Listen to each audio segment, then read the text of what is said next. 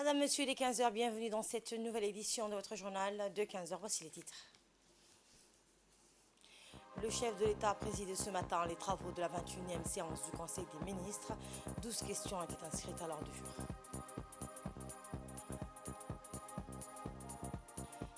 Et dans l'actualité internationale, après l'échec du Conseil de sécurité, Gaza est au menu à l'Assemblée générale de l'ONU.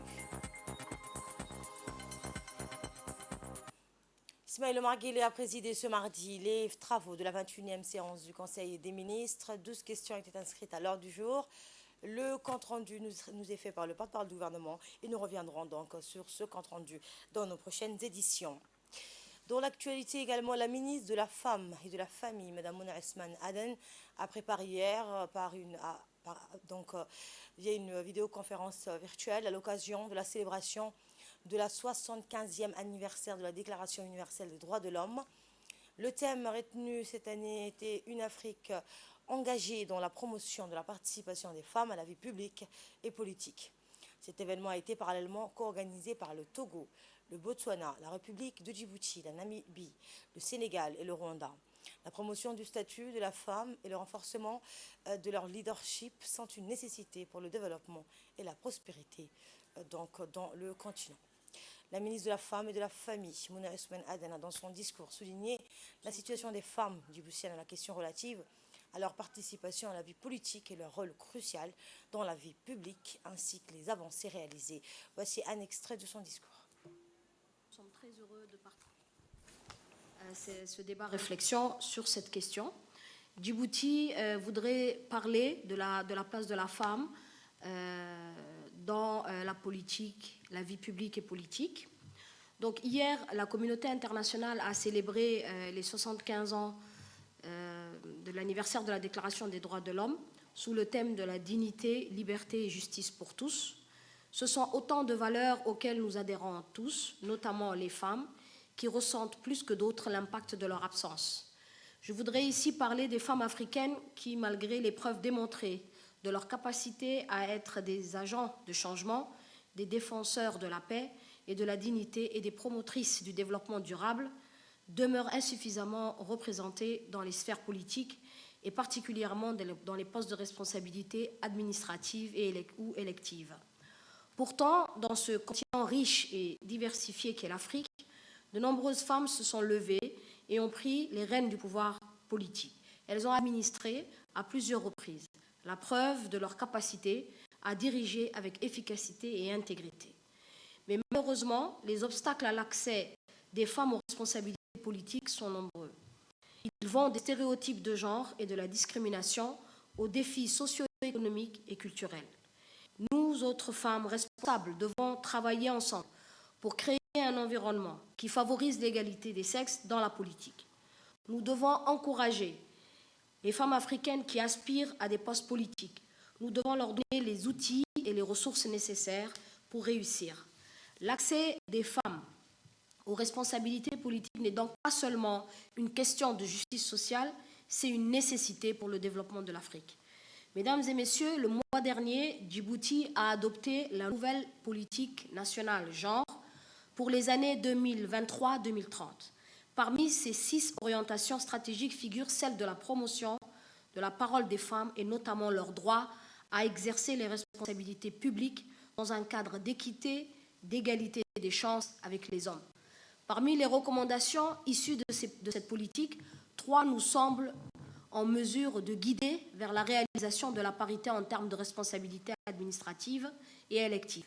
Il s'agit donc de renforcer la parité homme-femme dans les postes importants de l'État, examiner les lois discriminatoires existantes dans l'arsenal juridique djiboutien en ayant comme référence les dispositions de la Constitution et des instruments internationaux ratifiés par l'État, et généraliser les principes de l'égalité homme-femme dans les différentes instances liées aux élections au niveau national et à l'échelle régionale.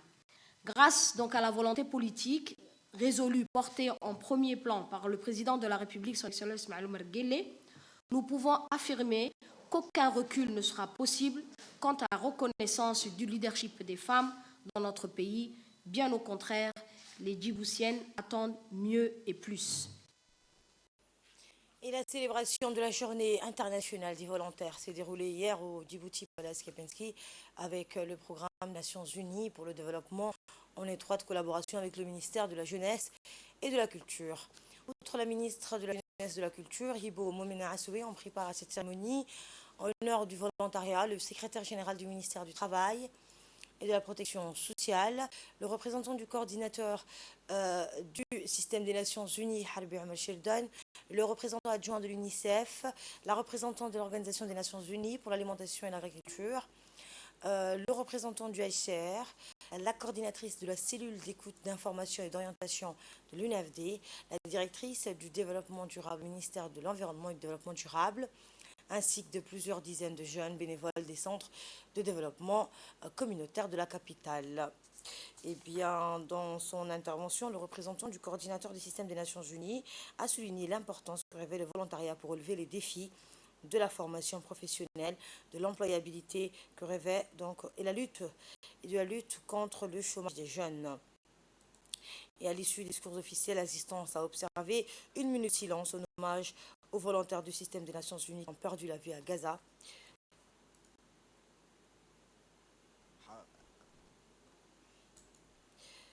Et dans une intervention, le représentant du coordinateur des systèmes des Nations Unies, Harbi Omar Shildon, a souligné l'importance que révèle le volontariat pour relever les défis de la formation professionnelle, de l'employabilité et de la lutte contre le chômage des jeunes. On l'écoute. C'est pour moi un immense honneur et un réel plaisir de prendre la parole aujourd'hui au nom du coordonnateur système des Nations Unies à Djibouti à l'occasion de la célébration de la Journée internationale des volontaires. Le thème de cette année, si chacun agissait, souligne l'importance de l'action collective, de la coopération et des actions menées par les populations en réponse aux défis mondiaux, tels que la pauvreté, les inégalités, les conflits, la crise climatique et l'insécurité alimentaire, entre autres. Nous représentons nous-mêmes au niveau des Nations Unies une organisation qui engage et travaille avec des volontaires.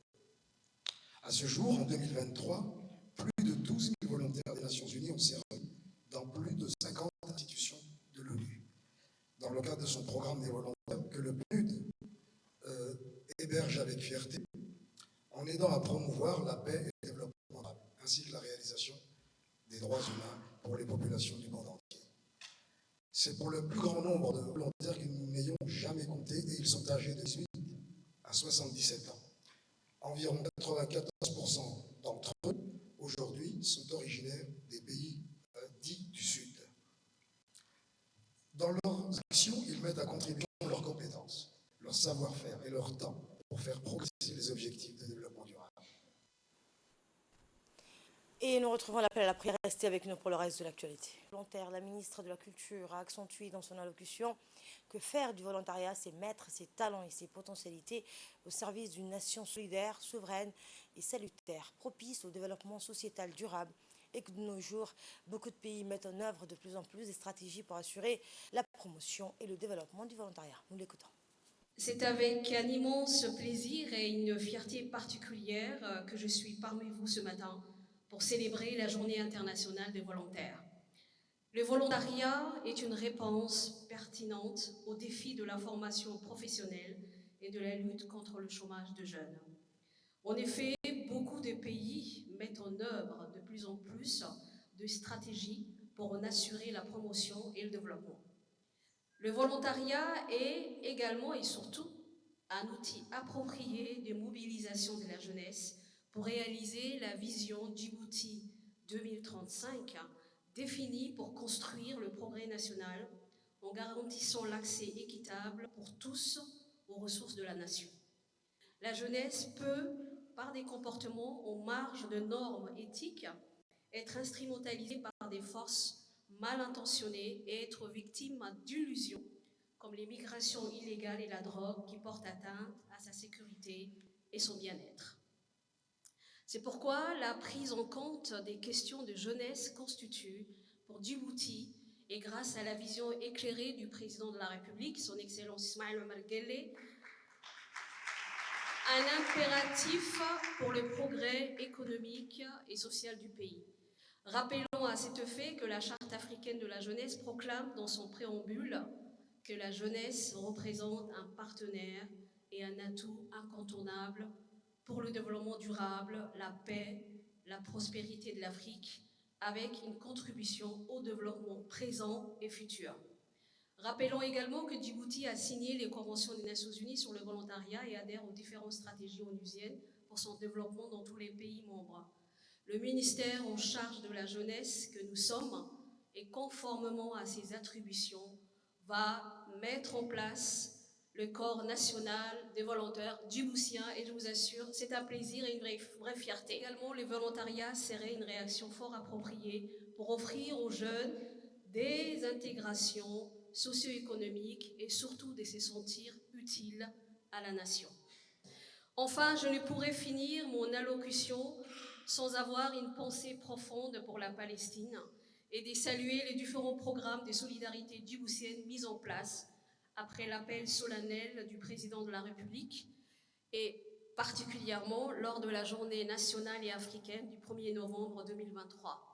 Je remercie les partenaires pour la semaine de volontariat dédiée à la solidarité à la Palestine et toutes les institutions qui ont accueilli la caravane de sensibilisation constituée à cette occasion. Donc je dirais aujourd'hui, vive le volontariat.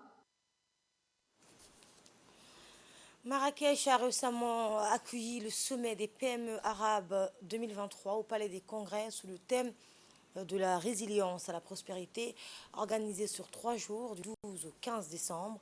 Cet événement a rassemblé 3000 participants sélectionnés allant des entrepreneurs aux investisseurs, des politiciens aux journalistes, dans le but de stimuler la croissance des petites et moyennes entreprises face aux défis posés par la pandémie de Covid-19 et les obstacles économiques.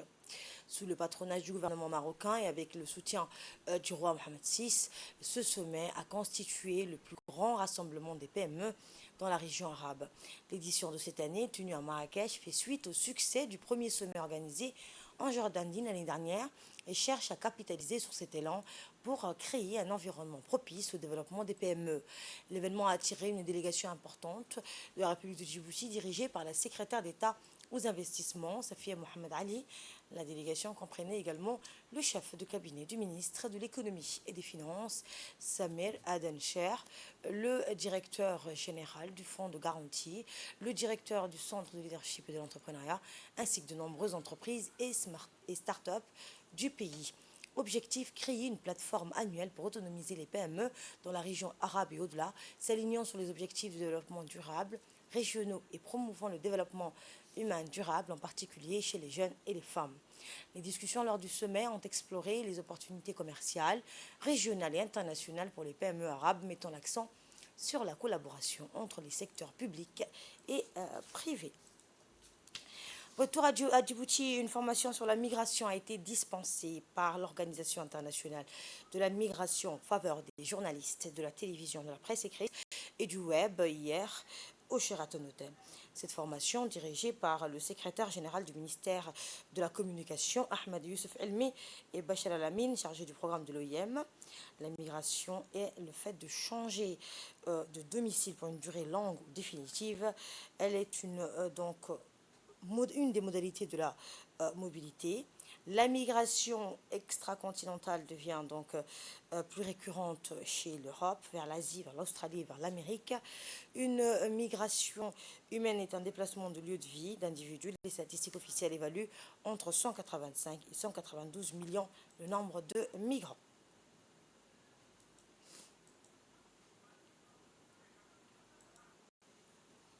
Va permettre en tout cas aux participants ici de se doter des informations et outils nécessaires afin de couvrir de façon éthique les thèmes de la migration. Dans une semaine exactement, le monde entier va célébrer la Journée internationale des migrants qui, chaque année, est l'occasion de mettre en avant le sujet des migrations auprès du grand public.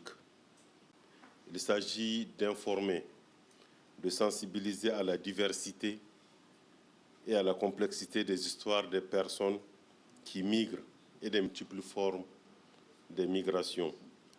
Dans cet exercice, les médias sont un partenaire incontournable. Pour l'année 2023, le thème de la Journée internationale des migrants est « Agissez aujourd'hui ». Écoutons à présent un extrait de l'intervention du secrétaire général du ministère de la Communication, M. Ahmed Youssouf Elmi. C'est pour moi un réel plaisir de prendre la parole à la célébration de la Journée internationale des migrants avec l'organisation par l'OIM Djibouti d'un atelier pour les journalistes et professionnels des médias sur les bonnes pratiques pour couvrir les sujets d'actualité liés aux migrations. Si aujourd'hui parler des migrations et notamment de l'immigration régulière ou non compte, la manière d'en parler a donc également son importance. C'est la représentation diffusée dans les médias, en général marquée des stéréotypes, qui est l'une des causes à la mauvaise représentation des migrants. En effet, l'ajustement du cadre journalistique et du temps adopté est également crucial pour susciter de l'empathie auprès des populations d'accueil et permettre ainsi d'éviter que des sources majeures de division liées aux migrations, quelle qu'en soit la nature, apparaissent au niveau national. À Djibouti, bien sûr, qu'il existe d'autres types de migrations auxquelles on est confronté, telles que les diasporas, les migrations féminines, les migrations de travail, les migrations estudiantines, mais j'aimerais porter une attention particulière à la migration irrégulière, car dans un contexte national, notre pays accueille du mieux qu'il peut des milliers de réfugiés issus des pays voisins, amis et frères. À Djibouti, havre de paix, nous accueillons bon nombre de personnes d'origine différentes dans le respect des principes des droits de l'homme, appuyés par des institutions gouvernementales et non gouvernementales, nationales et internationales qui œuvrent sans relâche, avec résilience, mais pour la plupart d'une humanité sans faille. Le préfet de la ville d'Ali Sébiya, Abdelmalik Mohamed Benoïta, accompagné par le président du conseil régional, s'est rendu à Djib Kré pour une visite de prise de contact, située au nord-est de la ville d'Ali Sébiya, à quelques encablures du centre-ville. La petite et moyenne entreprise de fabrique de craie de toutes les couleurs, de stylos et des balais de toutes sortes se développe avec le temps. Créée en 2013 avec la seule entité de production de craie d'écolier par un jeune fils de la région, Faisal Jamar Roble, qui s'était procuré des moules de machines à craie scolaires lors d'un séjour en Chine. Le client principal de la production de craie de toutes les couleurs en est autre que le ministère donc, de l'Éducation nationale, qui favorise la production nationale en matière d'achat de craie. Choix pragmatique à opter pour l'assurance de la viabilité de cette PME nationale, d'autant plus que sa production de craie n'a rien à envier comparée à celle importée. Autrefois, les enseignants djiboutiens donc qui écrivent sur leur tableau en témoignent en ce sens. Et bien, puis en 2021, une entité de fabrication de balais de toutes sortes s'ajoute à la petite entreprise. Les visiteurs de marque s'étaient réjouis donc pleinement des multiples projets mis en service par les propriétaires de ces multiples fabriques. L'Assemblée générale de l'ONU doit se prononcer aujourd'hui, je le dis en titre, sur une résolution exigeant un cessez-le-feu humanitaire immédiat dans la bande de Gaza. Un texte non contraignant qui a toutes les chances de passer. Un projet de texte réclamant ce cessez-le-feu humanitaire s'est heurté vendredi au Conseil de sécurité à un veto des États-Unis. De nombreux pays et organisations de défense des droits humains ont déploré cet échec. Le nouveau projet reprend en grande partie la résolution bloquée au Conseil de sécurité vendredi par les États-Unis. Et bien, s'inquiétant de la situation humanitaire catastrophique dans la bande de Gaza, il existe un cessez-le-feu humanitaire immédiat, réclame la protection des civils, l'accès humanitaire et la libération immédiate et inconditionnelle de tous les otages. Mais comme le texte adopté par l'Assemblée générale fin octobre qui appelait à une trêve humanitaire immédiate, durable et soutenue, mais non à la cessation des hostilités. Une absence systématiquement fustigée par Israël et les États-Unis. Et voilà, c'est tout pour cette édition. Merci à vous de l'avoir suivi. L'information se poursuit sur Télé Djibouti.